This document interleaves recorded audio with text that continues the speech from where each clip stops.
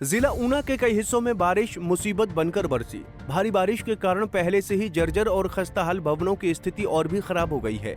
ऐसे भवन अब लोगों की सुरक्षा के लिए गंभीर खतरा बनते जा रहे हैं। नगर ऊना के वार्ड नंबर 6 में स्थित एक ऐसा ही पुराना और कमजोर भवन लंबे समय से स्थानीय लोगों के लिए चिंता का विषय बना हुआ था। सोमवार सुबह ये भवन अचानक गिरना शुरू हो गया, जिससे क्षेत्र में दहशत का माहौल बन गया।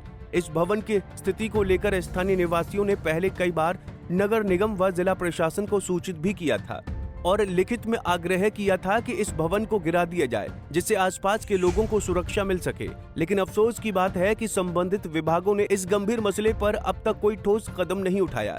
इस लापरवाही का परिणाम सोमवार सुबह एक बड़ी घटना के रूप में सामने आया, जब भवन का हिस्सा गिरा और पास में खड़ी एक स्कूटी बुरी तरह क्षतिग्रस्त हो गई।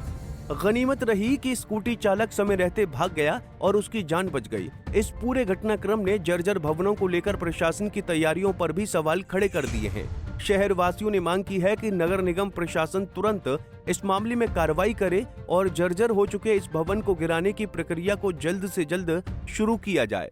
मैंने इसको बहुत बार डीसी साहब के पास भी गई हूँ, एडीसी के साहब के भी पास गई हूँ और एप्लीकेशन भी दिया मैंने। उन्होंने नोटिस भी भेजे हैं आगे से, और जो कमेटी वाले हैं वो भी आए हैं और उन्होंने मेरे को बुलाया, ऊपर सारा उन्होंने किया है और लिख के लगे हैं कि ये बिल्डिंग गिरने वाली है, जर्जर है। और उसके बाद इन्होंने कुछ नहीं किया। और अब भी मैं अभी 2 महीने हुए हैं पहले जाके आई हूँ एडीसी साहब, उन्होंने कहा कि मैं भेज दूंगा, बंदा भेज दूंगा, पर आज तक नहीं आया वो।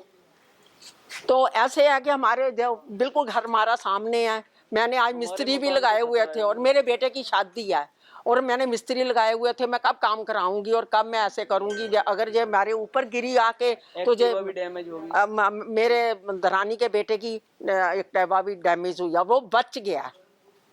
और एक हमारे गली में रहता था, वो पेंट का काम करता, वो अभी निकल के इमीडिएटली निकल के गया जहाँ पहुंचा और वो गिर गया। वो भी नीचे आ सकता था और जान माल की हानि तो होनी अगर ये ऊपर वाला ना गिरा तो। ये आज ही गिरवाना पड़ेगा, ये हमारी सख्त वो है। सर अभी भी काफ़ी खतरा, मेरी एक्टिवा पूरी डैमेज हो गई है, वो बीच में ही है, अभी कचरे में ही है। तो अभी भी आप देख लो कि ये जस्ट अभी भी कुछ भी हो सकता है। अभी हम खड़े हैं, रिस्क पे ही खड़े हुए हैं, कुछ भी हो सकता है। अभी भी मान लो कि आप कुछ भी हो सकता है, ये समझ लो बस। तो क्या प्रशासन को इसके बारे में पहले अवगत करवाया गया? सर हमने 5-4 बार कर दिया, 5 साल से यही बात बोल रहे हैं उनको कि ये अनफिट है बिल्डिंग, आप इनको गिरवाओ। सर वो यही बोल रहे हैं। हम प्रधान जी के पास गए, वो यही बात बोल रहे हैं। अभी मेरे को इसके मालिक ओनर का ही नहीं पता, कि आपको ओनर का ही नहीं पता। सर हम किसको बोल रहे हैं ये चीज़? अगर वहाँ पे जाते हैं कमेटी दफ्तर में बोल रहे हैं बस आ गया सर, ऐसे ही आता है। आज 5 साल हो गए हैं। तो अभी भी काफी हिस्सा इसका गिरने की कगार पर है। सर ये मान लो कि आप ये खड़े हैं, सारे रिस्क पे ही खड़े हुए हैं, कुछ भी हो सकता है अभी भी।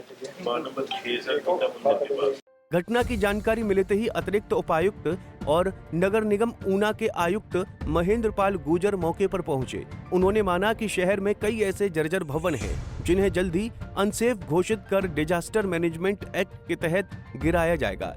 उन्होंने भरोसा दिलाया कि लोगों की सुरक्षा से कोई समझौता नहीं किया जाएगा।